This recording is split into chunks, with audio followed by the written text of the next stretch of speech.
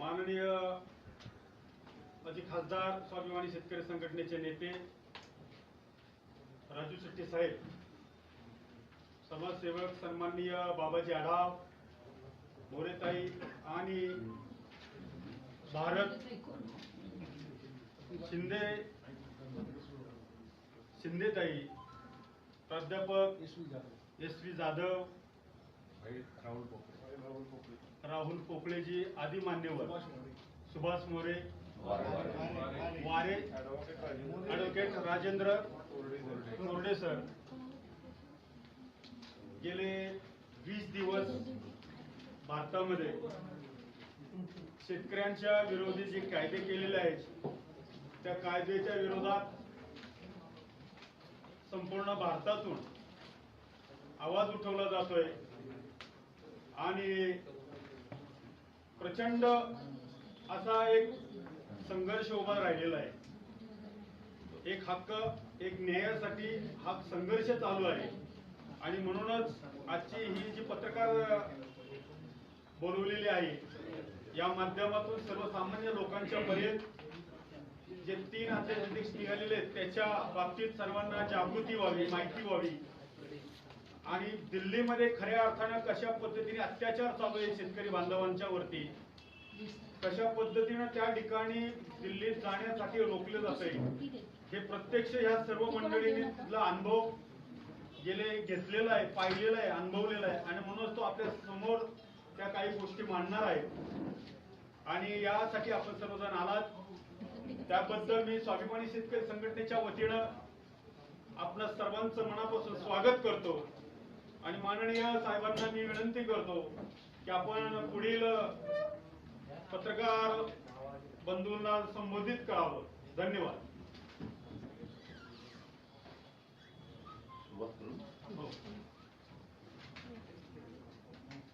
गेले 20 दिवस शेतकरी आंदोलन करताय।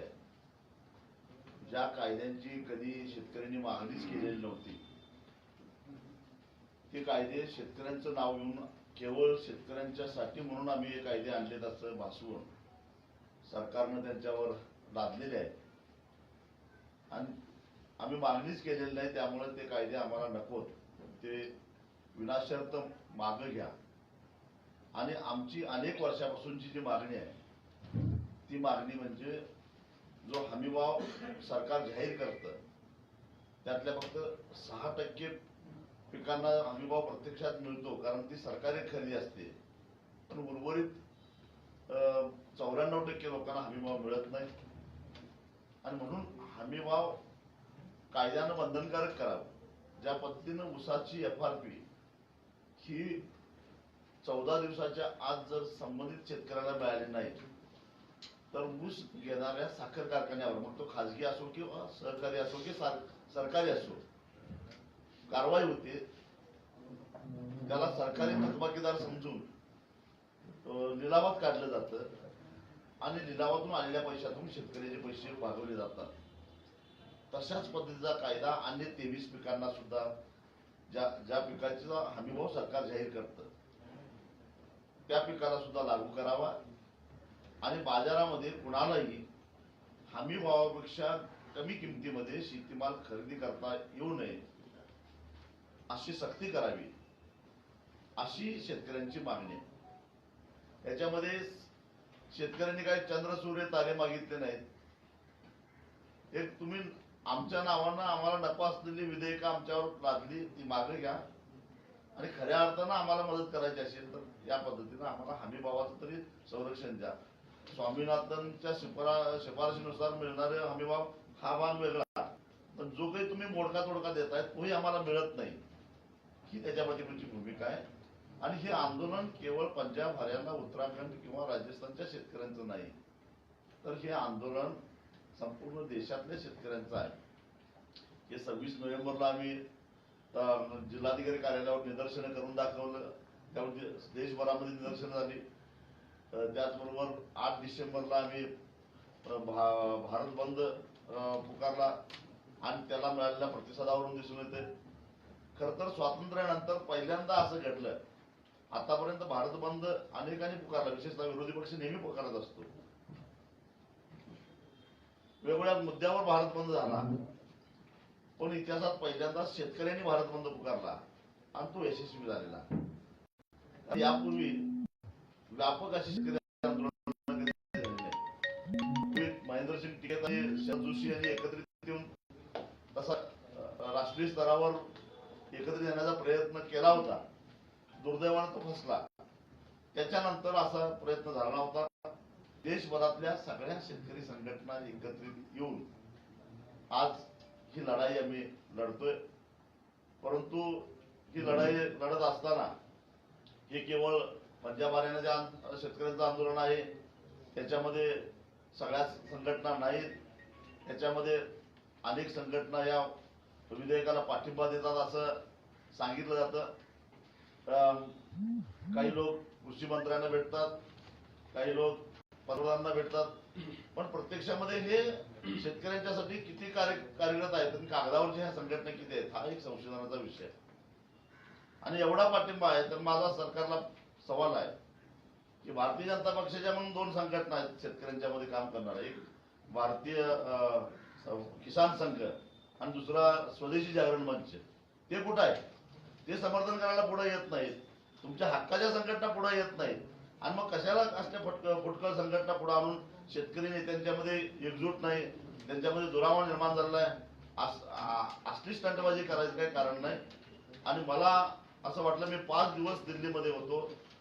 सिंगू बॉर्डर असेल, टिकरी बॉर्डर असेल, शाजापूर असेल किंवा गाजीपूर असेल, या 4ही ठिकाणी जिथं शेतकरी ठाण मांडून बसलेले आहेत, लाखाच्या वर शेतकऱ्यांची संख्या आहे. 30 शेतकऱ्यांनी आतापर्यंत आपला जीव गमावलेला आहे, पण तरी सुद्धा शेतकरी मागे हटायला तयार नाही. आणि एक प्रकारे शेतकऱ्यांचा निर्धार आहे तिथं की जोपर्यंत सरकार मागे हटत नाही तोपर्यंत आम्ही मागे हटणार नाही. आणि त्या ठिकाणी सरकार दिवसेंदिवस बंदोबस्त वाढवत निघालेला आहे. विशेषतः पॅरामिलिटरी फोर्सेस त्या ठिकाणी वाढताना दिसत आहेत. म्हणजे सरकारला हे चिरडायचं आहे का आणि पुन्हा एकदा रक्तरंजित इतिहास लिहायचा आहे का, हा प्रश्न आम्हाला सरकारला विचारायचा आहे. आणि तसं झालं तर नरेंद्र मोदी आणि अमित शहा यांना त्याची किंमत चुकती करावी लागेल, हे लक्षात ठेवावं. आमची मागणी एवढीच आहे की आम्हाला तुम्ही काय देऊ नका, पण आमची जमीन वरबाडून घेण्याचा प्रयत्न करताय. आमचा शेतीमालाचा व्यापार करण्याचा अधिकार व्यापाऱ्यांच्या हातात आम्हाला सोपवून आम्हाला गुलाम करायचा प्रयत्न करताय. आणि एक प्रकारे शेतकऱ्याला संपवायचंच कारस्थान याच्यामध्ये आहे. ज्या पद्धतीनं एअर इंडियाचं खाजगीकरण झालं, होण्याच्या मार्गावर आहे, त्याच पद्धतीनं भारतीय अन्न महामंडळ अर्थात एफसीआयचं सुद्धा आज ना उद्या खाजगीकरण होणारच आहे. कारण त्याच्यावर आज 2,63,000 कोटीचं कर्ज आहे असं सरकारच सांगतंय. म्हणजे कर्जाचं आणि तोट्याचं कारण सांगून हेही एकदा विकायचं. म्हणजे एकदा भारतीय अन्न महामंडळाची गोडाऊन अंबानी आणि अदानी यांच्या ताब्यात गेली. बिग बाजार तर आधीच खरेदी केलेला आहे. म्हणजे सगळी पायाभूत सुविधा एकदा त्यांच्या कब्जामध्ये गेली तर सुगीच्या काळामध्ये दर पाडायचा आणि शेतकऱ्याला लुटायचं आणि सुगी संपल्यानंतर दर वाढवायचा आणि 5-10 किलोच्या पटीत खरेदी करणाऱ्या सर्वसामान्य ग्राहकांना लुटायचं. हे कारस्थान या ठिकाणी सरळ सरळ दिसतंय आणि म्हणून आम्ही याला ताकदीनं विरोध करणार आहे. आमचं म्हणणं एवढंच आहे की ज्या अदानी आणि अंबानीसाठी तुम्ही एवढा सगळा आटापिटा करताय तेच केवळ या देशात राहतात अशातला भाग नाही. आम्ही शेतकरी आहोत. वर्षानुवर्ष तोट्याची शेती केली. आजपर्यंत जवळपास 2.25 लाख शेतकऱ्यांनी शेती परवडत नाही म्हणून आत्महत्या केल्या, पण त्यांनी कधी देश लुटला नाही. कर्ज बुडवून देश सोडून पळून गेले नाही. त्यांनी जग सोडलं परंतु देश सोडला नाही. आणि त्या पण ते सातत्याने इमानदारीने देशाची सेवा करत राहिले.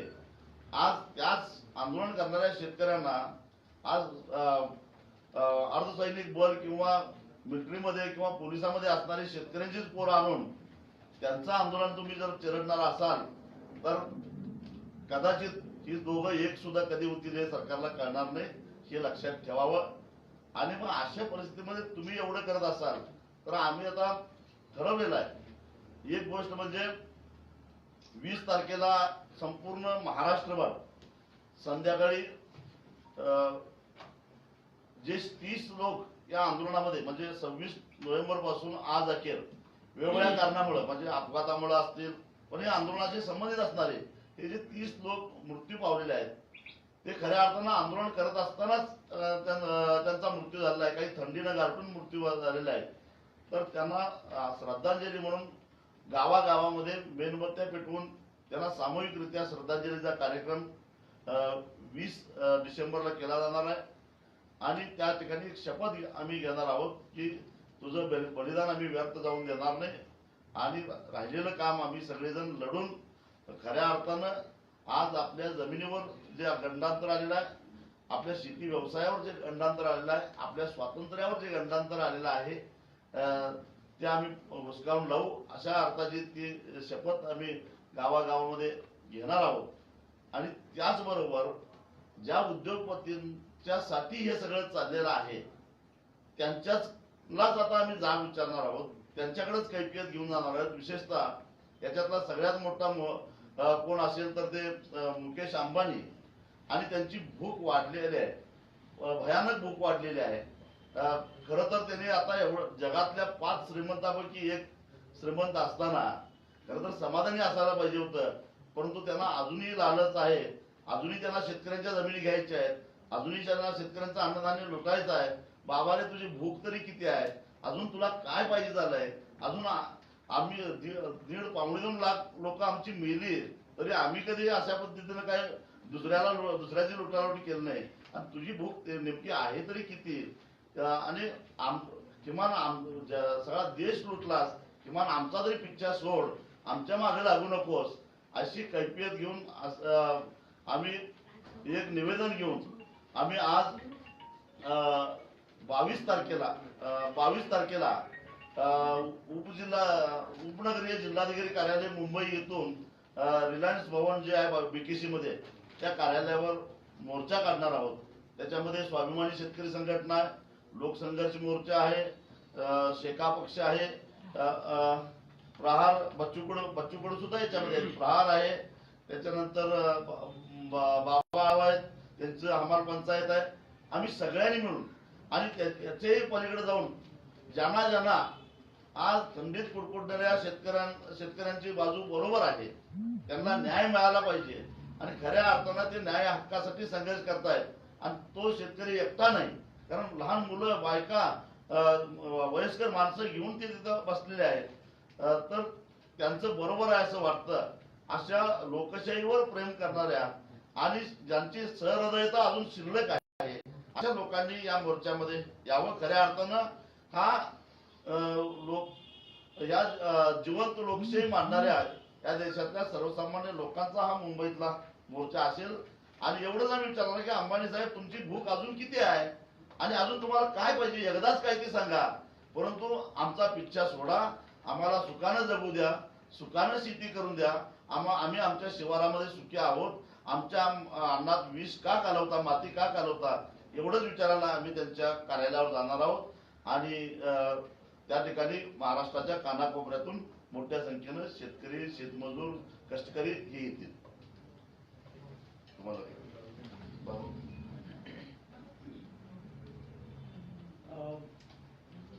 आपल्याला सर्वांना आठवत असेल की 3 वर्षापूर्वी 4 वर्षापूर्वी हमी भावाची अंमलबजावणी व्हावी यासाठी 7 दिवसाचं उपोषण केलं. मला सरकारचे जे धोरण आहे, पहिल्यांदा सांगितलं पाहिजे की आता जो शेती कार्यक्रम सांगितला किंवा कृती समिती दिल्लीतून जे सांगेल त्या आंदोलनाबरोबर आम्ही आहोत, त्याला माझा पाठिंबा आहे. ठिकाणी मी ज्या असंघटित कष्टकऱ्यांचं आम्ही बंद करतो त्यावेळी चालूच आहे. पुण्यापुरतं सांगायचं झालं तर किसान बाग सुरू झालेली कलेक्टर ऑफिसबरोबर रोज एक समूह तेथे येऊन आवाज ठेवतोय आणि काहीच नाही.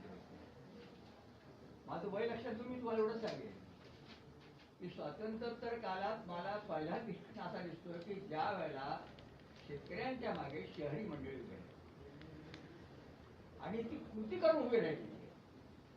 आता यांनी जे सांगितलेले की त्या हुतात्म्यांना श्रद्धांजली वाहण्यासाठी 20 तारखेला तुम्ही जो काही हे करणार आहात आम्ही त्यात नक्की करू.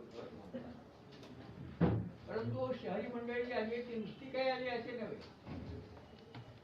शासनाचं धोरण तुम्हाला आम्ही मोकळं केलं एवढं म्हणताय, पण आम्हाला मोकळं केले पण तुम्ही स्वतःची जबाबदारी टाळलेली आहेत. हे उघड झालेलं आहे. आणि आम्ही म्हणतो असं नव्हे, सारी दुनिया बोलते की आज न्यायालय असू द्या, वकील मंडळी असू द्या, दुनियेतली मंडळी असू द्या, दुनिया पण देखत कोण नाही. मोदी सारखं म्हणतात, त्यांना आम्हाला सांगितलं की तुम्ही जरा पहा ना दुनियाला काय म्हणते, दुनिया काय म्हणते हे जरा मोदींनी ऐकावं काय चाललंय ते. तेव्हा तो मुद्दा तो आधी घ्यायचा मुद्दा असा आहे, फसवणूक कोणती झाली आहे. सरकारने हमी भावाच्या अंमलबजावणीची जबाबदारी पूर्व त्याच्यात काही ते बोलत नाही. मग काय केलंय, तुला पाहिजे ते घेऊन जा. मला सगळ्या आपल्या वृत्तपत्रकार मित्रांना सांगायचंय, शब्दांचा जो खेळ चाललाय या सुद्धा प्रत्यक्ष मार्केट यार्डात काय घडते उद्या किंवा शेतकरी बांधावर जाऊन पहा. जी व्यवस्था सरकार आणते ती म्हणते की ते शेतकऱ्याच्या बांधावरचा खरेदी होईल. यांनी त्यांची नावं घेतली, ही मंडळी सगळा माल घेणार आहेत. सरकार तपशिलामध्ये काही बोलायला तयार नाही, फक्त स्लोगन केलेली आहे. सरकारने त्याच्याबद्दलचा तपशील जाहीर केलेला नाही की शेतकऱ्याच्या शेताच्या बांधावर खरेदी करणार म्हणजे काय करणार, सगळा माल घेणार आहात की नाही, भाव कोणता देणार आहात, हमी भाव देणार आहात की नाही, आणि नाही हमी भाव दिला तर ऍक्शन कोणती घ्यायची, कुणाची विरोध करायची, याबद्दल पूर्णपणे मुद्दा आहे. माझं काही चुकायचं हे सांगतील नाही असं त्यांनी उसाचं उदाहरण दिलं की वसुली कशी होईल. आज त्या पद्धतीचं काही न करता तुम्हाला मोकळी केली, तुम्हीच उलट बोलायचं काय, तुम्हीच मागणी केली होती, तुम्हीच मागणी केली काय, आणि म्हणजे एक वेगळ्या शब्दांचा शिखरपेच सुरू झाली ते ह्या त्याला बोलतो. तेव्हा मुद्दा आहे हे आंदोलन पहिल्यांदा 3 कायदे मागे घ्या. काय चूक आहे यात, चूक काय, आम्ही वाटाट करायला तयार नाही शेतकरी. ते म्हणतात पहिल्यांदा आहे तू मागे आहे ते नाही तू त्यांनी प्रत्यक्षाचा प्रश्न केलाय. मला यात एक धोका दिसतो. शासनाने हा जर नुसता अंबानी यांचा मुद्दा नाहीये तर आणीबाणीचा अनुभव आम्ही घेतलेला आहे. आज सरकारच्या डोक्यात जर असं असेल आणीबाणी सदृश आम्ही बघून हे आम्ही लादायचा प्रयत्न करू तर ते सरकारच्या अंगलट आल्याशिवाय राहणार नाही. या देशामध्ये एक वेगळंच वातावरण होईल. आणि हा धोक्याचा विचार मला तेव्हा असा वाटतो की आणि मग इंदिरा गांधींनी आणीबाणीची पुकारली, जयप्रकाश कारण थोडंसं बोलले, आज त्यांनी एक शब्द पकडला आणि संबंध लोकांना तुरुंगात टाकले. झालं काय, कुठे 17 महिने आम्ही आता गेलोच. आजच्या सरकारमधल्या लोकांना हा सगळा अनुभव आहे ना. पण मुद्दा आहे सरकार ते पाऊल उचलण्यापूर्वी आणखी काय करणार आहे. आता सांगितलं बंदोबस्त वाढवलाय, सगळं वाढवलंय. प्रश्न असा आहे की तुम्ही आणि दुसरं मला त्याच्याकडे आणखी आरोप करायचा आहे, सरकार आणि हे पक्षी यांच्यामध्ये ते चालणार आहे काय. या देशातली विद्वत्व बोलविवार मंडळी काही तज्ञ मंडळी यांच्याबरोबर सरकार कुठे काही बोलतोय का, कुठे परिषद झाली आहे का, कुणाशी बोला. मी तुम्हाला सांगतो ना, मी 70 वर्ष मार्केट यार्डामध्ये इथे आहे, पण साधं विचारायला देखील तयार करण्याची परिस्थिती तुम्हाला दिसेल. उलट आमच्या अडचणी ते वाढवत आहेत. म्हणजे जे काही जरा त्यातून काही निर्माण होईल. आणि मला दुसरं विचारायचं आहे, दोष जुन्या कायद्यांचा आहे फक्त, त्या कायद्याचा आकडेपणाचा आहे. प्रश्न तुमच्या नाकर्तेपणाचा आहे. तुम्हाला ते कायदे वापरता आलेले नाही, तुम्ही ते वापरले नाही. आजच्या सुद्धा मार्केट यार्डाच्या तुमच्या कायद्यामध्ये हमी भावाच्या अंमलबजावणीचं 34 कलम आणि 34 कलम बघा, सरकारवर जबाबदारी आहे. पण त्याची अंमलबजावणी करायची नाही. आणि मार्केट कमिटी आम्ही सांगतो ना, आम्हाला तेव्हा उभा आहे म्हणायचं काही माथाडी करायला गुंड असता काय, कायदा बदनाम करायचा, पण स्वतःचा नाकर्तेपणा झाकायचा. हा नाकर्तेपणा झाकला आणि दिसतं ना लगेच कांद्याच्या बाबतीत काय झालं. तुम्ही लाज वाटली पाहिजे की तुम्ही घोषणा केली आणि दुसऱ्या दिवशी तुम्हाला कांद्याचे भाव झाल्यावर तुम्हाला स्वतःचं धोरण बदलावं लागलंय. इतका थिरसापाट त्याच्यात झाला. त्या प्रश्नाचा असा आहे, आमचं एवढंच म्हणणं आहे, शासन करते तुला मोकळी केली तू कुठेही जा हे सांगत असताना त्याला वाऱ्यावर त्यांनी सोडलेलं आहे आणि हे शेतकऱ्यांनी बरोबर ओळखलेलं आहे असं माझं स्वतः मत आहे. म्हणजे माझा शेतकरी हुशार आहे, बरोबर आहे. तुम्हाला माझा अनुभव सांगतो. FCI ने अजून काही वयाच्या अन्न महामंडळाने जिथे माझे हमाल काम करतात, आमचा तो माथाडी कायदा आहे, आम्हाला पत्र पाठवलं आहे आता इथून कुठे आम्ही लेवी करणार नाही म्हणून. कुणाला कोण खबरदार आहे आता? तर परत सांगतो, FCI ने अन्न महामंडळाने आमच्या माथाडी मांडणाला पत्र पाठवून सांगितलंय, गुलामा तुमचे हमाल काम करत असतील तरी त्यांच्या हमालीवरती लेवी द्यायला गंभीर त्यांच्यासाठी ती लेवी इथून पुढे दिली जाणार नाही. कुणाबद्दल बोलताय तुम्ही? तेव्हा मी तुम्हाला एवढ्यासाठी सांगतोय, असे तपशिलाचे अनेक मुद्दे आहेत, त्याची चर्चा होत नाही. हा माझा विचार आरोप आहे.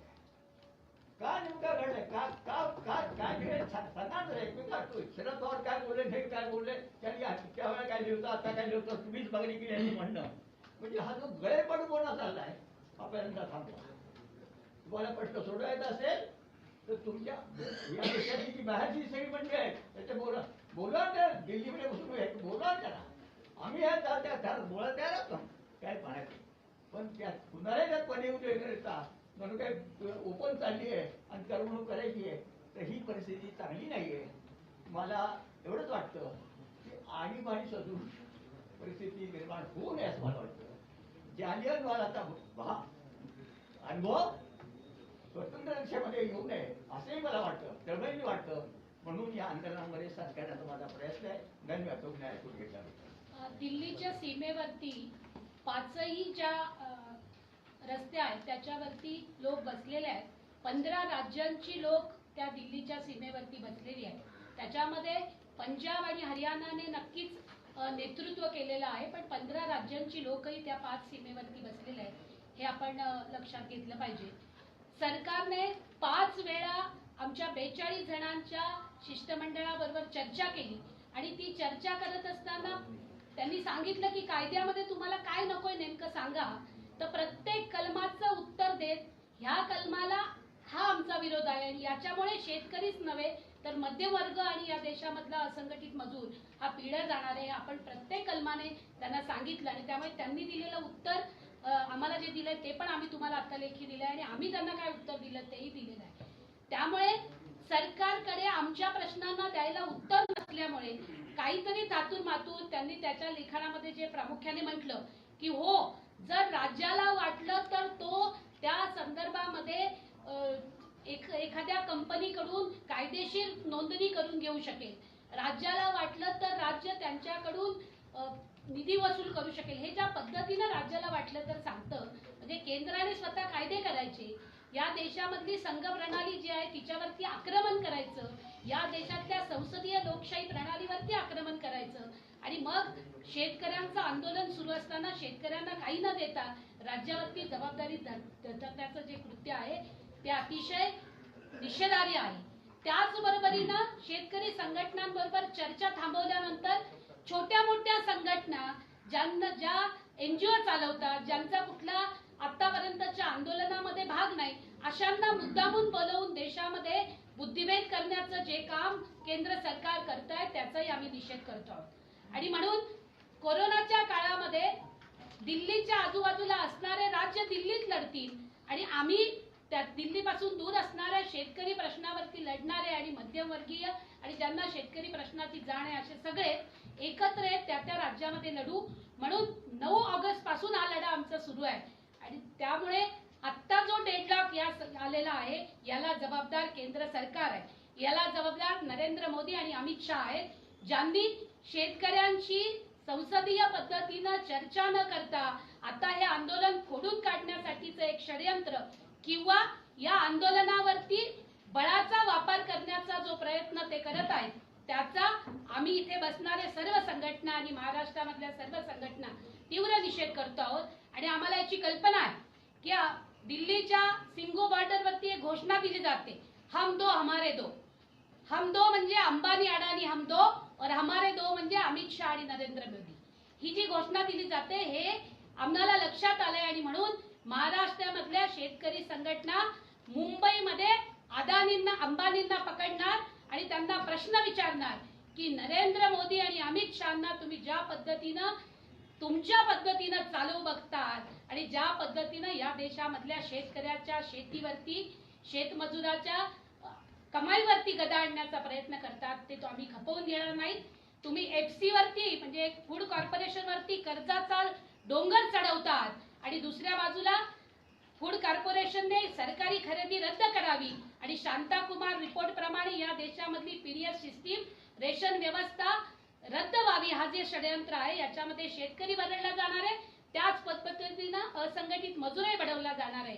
या देशामधला 77% गरीबही भरडला जाणार आहे आणि म्हणून 22 तारखेला अंबानींच्या याच्यावरती कंपनीवरती जाऊन आम्ही प्रश्न विचारणार आहोत आणि अंबानीला सांगणार आहोत आणि केंद्र सरकारलाही सांगणार आहोत. कारण आम्ही घोषणा केलेली आहे केंद्र सरकार की असली मजबुरी अंबानी अडानी और जमाखोरी हे आम्हाला माहिती असल्यामुळे 22 तारखेला आम्ही तिथे जाणार आणि दुपारी 2 वाजता तिथे जमून आम्ही तिकडे जाणार आणि हा प्रश्न विचारणार आणि महाराष्ट्रातला शेतकरी दिल्लीच्या आंदोलनाला खांद्याला खांदा लावून उभा आहे आणि गरज वाटली तर आंदोलन अधिक तीव्र करणार हा इशारा या निमित्तानं आम्ही केंद्र सरकारला देणार. मित्र, हे जे आंदोलन संबंध देशभर स्वातंत्र्याच्या नंतर ज्याची दखल घ्यावी एवढं प्रभावी आंदोलन शेतकऱ्यांचं आंदोलन सुरू आहे. संबंध देशाच्या कानाकोपऱ्यातून या आंदोलनाला प्रचंड पाठिंबा मिळतोय. ते बेरोजगार असतील, मजूर असतील, शेतमजूर असतील, मध्यमवर्गीय असतील, सगळ्या स्तरातून शेतकऱ्यांच्या न्याय मागणीला पाठिंबा आहे आणि मोदी सरकारच्या संबंधी या बाबतीत सरकारने घेतलेली भूमिका निषेधार्ह आहे. या संबंधी लोकांच्या मनामध्ये प्रचंड राग आहे. तो राग टप्प्याटप्प्याने व्यक्त होतोय आणि याचं एक पाऊल असं येणार आहे की ज्यावेळी हे सरकार घमेंडीमध्ये भस्मसात होईल अशा प्रकारची शेतकऱ्यांची आणि जनतेची ताकद रस्त्यावरती उभी राहणार आहे. ही परिस्थिती आहे. हे 3 कायदे आणले कोणामुळे, कोणी मागणी केली? राजू शेट्टी साहेबांनी बरोबर सांगितलं, मागणी केली. मागणी करणारे होते, कोण होते? मुकेश अंबानी आणि अदानी. कशासाठी मागणी केली? या देशात आपला जो शेतकरी आहे त्याचं होल्डिंग 85% शेतकऱ्यांचं होल्डिंग 5 हेक्टर पेक्षा कमी आहे. या शेतकऱ्यांकडे शेतामध्ये गुंतवणूक करायला पैसा नाही. आधुनिक विज्ञान तंत्रज्ञानाचा, बियाणाचा, खताचा हे योग्य प्रमाणात वापर करण्याची कुवत या शेतकऱ्यांची नाही. इथला शेतकरी दारिद्र्यामध्ये कितपत पडलेला आत्महत्या करतोय आणि म्हणून या देशातली शेती व्यवस्था सुधारणार नाही. आम्ही उपाययोजना सुचवतो आणि म्हणून उपाययोजना काय सुचवली? हे 3 कायदे. एपीएमसी नष्ट करा, आम्हाला कुठेही बाजार स्थापन करायला आणि शेतकऱ्यांची बाजारपेठेत लूट करायला परवानगी द्या. म्हणजे पहिला कायदा एपीएमसी नाहीची करायची. नंबर 2, ज्यात आपण कंत्राटी शेतीचं म्हणतो. कंत्राटी शेती अंबानीचा फार आवडता विषय आहे. इथल्या शेतकऱ्याला शेती करता येत नाही, त्याला फायदेशीर नफ्यातली शेती करता येत नाही. आम्ही नफ्यातली शेती करून दाखवतो. एकच काम करा, कायदा करा, कराराने सगळी शेती आम्हाला द्यायला लावा. शेतकऱ्याला आपण हुसकावून लावू आणि मग आम्ही शेती नफ्यात आणून दाखवतो. विकत घेत नाहीत. शेतकऱ्यांची शेती कराराच्या नावाने फुकट लाटायची आणि पिढ्यानपिढ्या ज्या शेतीवरती जगतोय त्याच्या पिढ्या शेतीतून नष्ट करायच्या. कालच पी साईनाथने या कायद्यासंबंधी विश्लेषण केलेलं. पी साईनाथ म्हणतात एकदा कराराने शेती दिली की तुम्हाला कुठल्या कोर्टात जात नाही, कुठल्या अधिकाऱ्याकडे दाद मागता येत नाही, कुठेच काही करता येत नाही. त्या शेतकऱ्याला शेतीच्या तुकड्यावरून परागंदाज व्हावं लागेल, त्याची शेतातून हकालपट्टी होईल. आणि मग तिसरं राहिलं जीवनावश्यक वस्तूंची साठवणूक करण्यासंबंधीचा कायदा काढून टाकला. भांडवलदारांना वारे माप साठेबाजी करायची, नफा उकळायचा यासाठी परवानगी दिली. 3 कायदे भांडवलदारांच्या हिताचे आहेत, पण या देशातल्या सामान्य जनतेला अन्नधान्य पुरवणारा जो कायदा आपण केलेला आहे, अन्न सुरक्षा कायदा, तो कायदा याच्यामुळे निकालात निघणार आहे आणि इथला गरीब माणूस उद्ध्वस्त होणार आहे। याची झळ केवळ शेतकरी वर्गाला नाही, केवळ शेतकऱ्यांना नाही, सर्वसामान्य जनतेपासून कलेक्टर पासून सामान्य मजुरापर्यंत याची झळ पोचणार आहे। भारतीय जनता उद्ध्वस्त होणार आहे। जेवढी महागाई आपण आयुष्यात कधीच भोगली नाही अशा प्रकारची आज स्वस्त काय हो, फक्त शेतामध्ये पिकणारी वस्तू, दूध, भाजीपाला आणि धान्य हेच तुम्हाला स्वस्त मिळतं। याशिवाय या देशातल्या बाजारपेठेत स्वस्त काहीच मिळत नाही। तो उपाशी मरतो, आत्महत्या करतो, कर्जात बुडून मरतो, परंतु तुमची अन्नधान्याची गरज गावात कष्ट करून तो भागवतो। त्याला शेतीतून हुसकावून लावण्याचा हा मोदी सरकारचा कार्यक्रम आहे। शेतीचं कॉर्पोरेटीकरण करण्याचा हा कार्यक्रम आहे। शेतकरी जीव देईल आणि आपला जीव गेला तरी 72 शेतकरी सरकारशी 2 हात करेल, लढाई करेल, पण सरकारला यात माघार घ्यावी लागेल, कायदे मागे घ्यावे लागतील। आणि राहिला विषय MSPचा, अहो MSP म्हणजे नाटक आहे। लालबहादूर शास्त्रींनी शेतकऱ्यांची आणि याची त्यांना न्याय देण्यासाठी MSPचा कायदा केला। MSPचा कायदा राबवणारा कायदाच नाहीये। MSP ठरवली जाते, त्याच्यावर आमचे मतभेद आहेत। राजू शेट्टी साहेबांनी सांगितलं MSP ठरवण्याची जे निकष आहेत, जी पद्धती आहे, आम्हाला मान्य नाही, तरी आपण मान्य करू। जी आहे MSP ती शेतकऱ्यांच्या काहीतरी पदरात पुढे आपण मान्य करूया, पण MSP प्रमाणे भाव देण्याचा कायदा कुठेच नाही।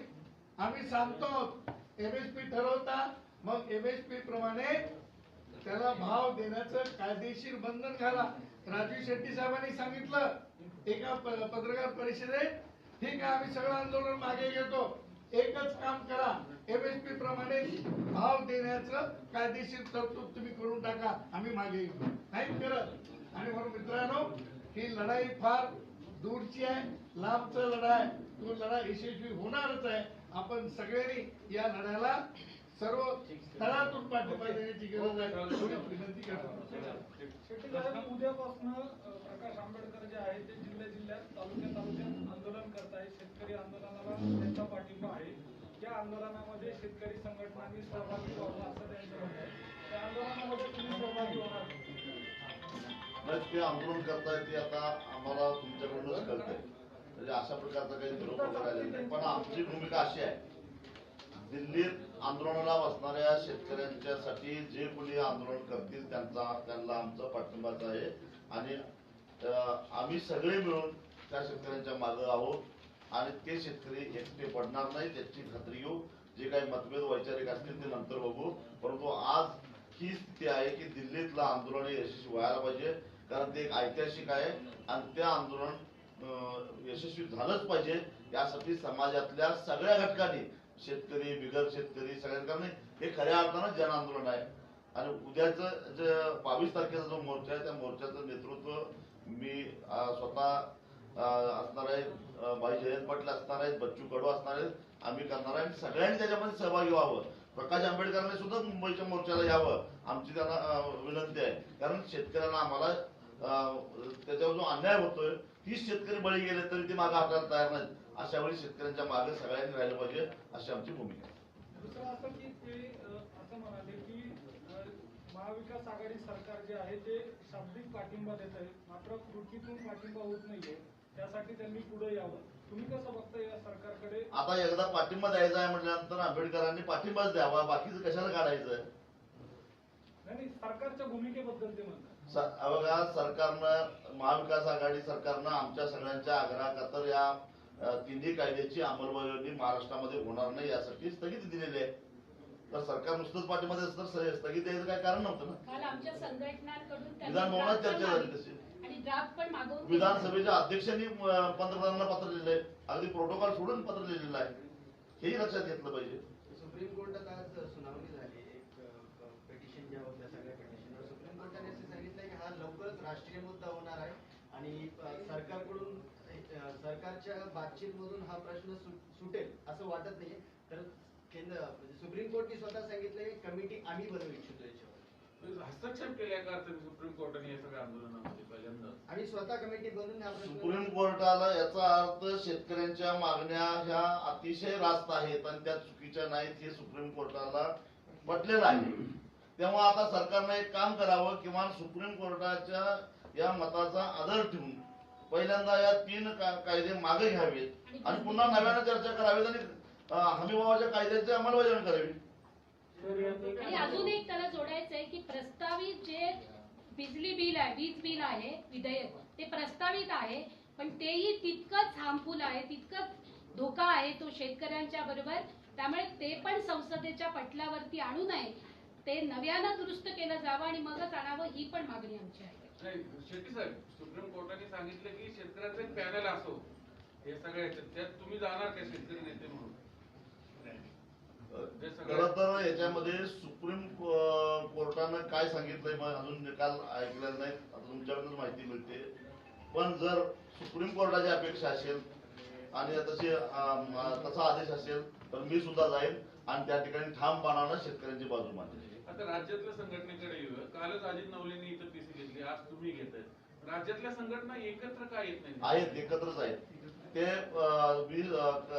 दिल्लीतल्या आंदोलनाला मार्क्सवादी कम्युनिस्ट पक्षाच्या वतीनं मोठी संख्या घेऊन ते दिल्लीला जात आहेत, त्याची ती तयारी करतायत आणि आम्ही राज्यामध्ये हे आंदोलन करतो. मी दिल्लीतून काल झालेला आहे.